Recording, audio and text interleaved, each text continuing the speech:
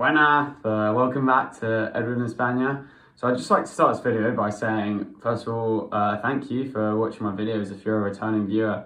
To have 17 subscribers now and over 200 views on my last video is really cool, and yeah, I'm really happy with that. So yeah, just massive thank you from me to you, the viewer. So what is the topic of today's video? Today's video I'm going to try explain my current Spanish level after three-ish months in Spain and 150 hours or so additional comprehensible input. I'm going to split the video into 3 or 4 main segments. One segment about my reading and writing ability, one segment about my listening, my comprehension ability, I guess, in real life. I'm going to put a small segment of me talking in an online lesson and my general speaking ability. And lastly, just general thoughts about my current Spanish ability, where I want to take it in the future in the next couple months. So I hope you enjoy, and let's get into it. Firstly, reading and writing. So under the instructions of Papo, the creator and owner of Doing Spanish, I haven't really done much reading as I'm at the beginning of my Spanish learning journey. He says it's more of a priority to listen and watch, so I've been heeding that advice and mainly just been focusing on watching and listening to podcasts. But in the recent months I have started to read a bit, or in the last month I've started to read. I read a small five novel series on A1 graded, and I've recently gone up to A2 as I feel like that's probably a good level for me at the moment to be reading. So I've read, currently reading that, but apart from that I haven't really done much reading at all, to be honest. Small extra things I've done to improve my reading have been changing my phone settings on my laptop, trying to always read in Spanish when I can, I guess, in terms of online. If there's a possibility to translate it, I try not to do that, as every little helps, I guess. But yeah, I haven't really done much reading, but I'm really excited to get going on this relatively soon, as I do feel like I'm becoming more used to the language and the sounds of the language. So I feel like I am at the stage where reading feels right to me. So yeah, I'm excited to get going on that as I realise how good it is for vocab acquisition. In terms of writing, I've done barely any. I sometimes text in Spanish if I'm texting my coordinator at school, or sometimes some people I know here who are Spanish, I'll text them in Spanish. But apart from that, I haven't really done any writing, and I'm not too fussed on writing. I feel like it's probably the least important skill out of the main 4 that I need to learn, unless I want to do a level test. So yeah, I'm not too fussed on writing at the moment, but maybe in the future I'll think about beginning my journey with writing. Next, I'm going to talk about my sort of listening ability, my comprehension ability, and then merge this into my conversational ability and show you the video of me talking in an online lesson.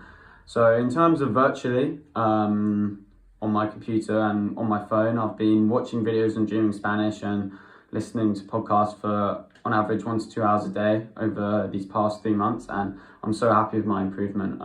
I've really sort of moved on to intermediate content now, so I listen exclusively to intermediate podcasts and intermediate videos on Doing Spanish, and I do feel like for most of the videos and podcasts I have really good comprehension. So I'm really happy with that, and I'm just going to keep plugging away to improve my ability. So in terms of in real life and in real life conversation, when I'm having an actual conversation with someone, I do feel like we can always communicate and actually have a good conversation for a substantial amount of time. I do realise they are speaking definitely a lot slower to me, as I'm a giddy, and there are times when I don't know what they're saying, or I can't really say what I want to say, and we sort of have to move around it. But yeah, I'm really happy with my one-on-one conversational ability. However, when I've been in groups where there's multiple natives speaking, I do find it really hard to understand what they're saying. I do think this has gotten better, as in my house I've realised I'm picking up more and more, but often I'll understand maybe 2 or 3 words in the sentence, but then to catch the whole flow and the whole meaning of what they're talking about is really difficult. Another thing that I think is important to mention, I do feel like my conversational ability is quite centered towards certain topics, in terms of when you meet someone, where are you from, what your job is, all that sort of initial social interaction, and I do feel like this is quite normal because as a learner you're not going to have the range of vocabulary to be able to talk about every subject.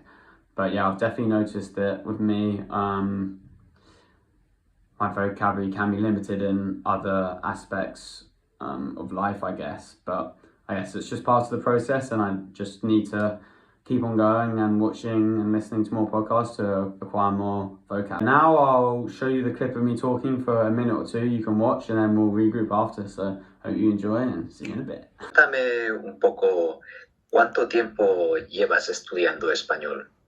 Sí, ok. El año pasado, en mi último año de universidad, tomé una clase de nivel básico en español, un Discovery Module. Pero entonces aprender un poquito, un poquito tener esta hacer, pero no mucho. La mejor manera de aprender es con historias, a través de historias. Porque es el mismo para mí, porque cuando me mudé a España estaba buscando por una manera a aprender español, a mejorar mi español en mi tiempo libre, y encontré una página de internet se llama Dreaming Spanish. ¿Conoces Sí. Sí, entonces cada día veo videos en Dreaming Spanish. Y el hombre se llama Pablo. Sí, Pablo. Tiene mucho contento sobre comprehensivamente. Entonces creo que es una cosa que pienso que es muy, muy bueno. Muy bueno. Sí. Wow, es muy... me sorprende ver, ¿no? Alguien que en poco tiempo, escuchando con este método, ha aprendido tan rápido. Hay gente que lleva muchos años y no puede hablar como tú. Además, me entiendes, entonces, muy bien. Sí, para mí, aprender español es mi hobby favorito. I love this game. I hope you enjoyed that speaking section. I find it really funny watching because when I was talking, I remember thinking, I'm talking amazing. My flow is crazy fluid. Like I'm speaking really fast. This is amazing. But watching it back, I am speaking a bit like this, but I do think it is true Spanish people do speak really fast. I think faster than a native English speaker would speak English. So I think when you try to compare the two, it's obviously going to be a big jump in speed, but I think you just need to think, no pasa nada. Si estoy hablando en español, estoy contento, ¿no? But yeah, I am really happy with my Spanish ability at the moment. I think another 4 months of doing what I'm doing and I would get to quite a good level in Spanish before I leave, and this is something I'm definitely going to try to continue for the rest of my life. So I'm only at the start of my journey, and I'm really looking forward to getting going and just improving. Future video plans, I do plan to do a video on my current program and what I'm doing here, basically, in terms of how I applied, how you can do it if you're from England, all that sort of stuff. I'm going to Lisboa this weekend, and I'm going to try to vlog that and make it a bit better than my foul vlog, because that was terrible. But yeah, links in the description. But no, I'm going to try film a better vlog this time, and then in a month or two upload another video on my Spanish ability. But if you have any video ideas, let me know in the comments below, and look forward to seeing you soon. Hasta luego, chicos.